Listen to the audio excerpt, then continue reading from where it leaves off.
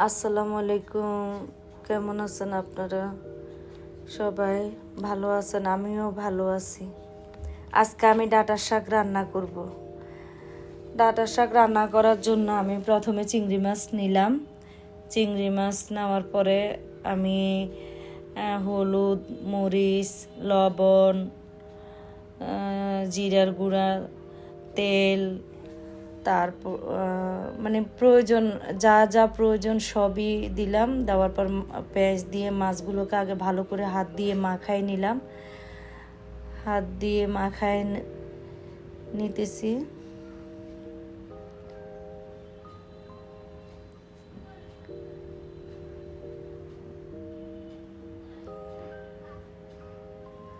হাত দিয়ে মাখায় নেওয়ার পরে আমি পানি দিয়ে দিলাম।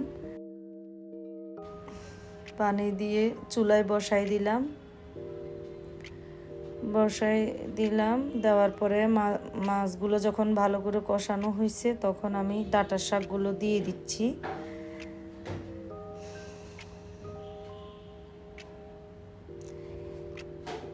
ডাঁটার শাকগুলো দিয়ে দিলাম। দিয়ে দিবার পরে আমি শাকগুলোকে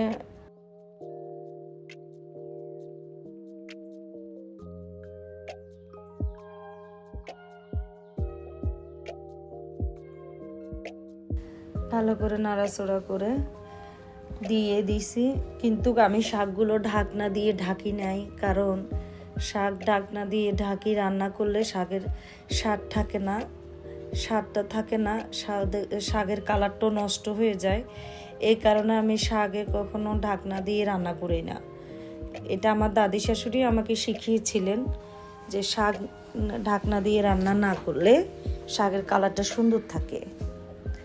তা আমি ওনার এই কথাটা মনে রেখে আমি সব সময় শাক যদি রান্না করি ঢাকনা দিয়ে ঢাকি রান্না করি না, এভাবে রান্না করি।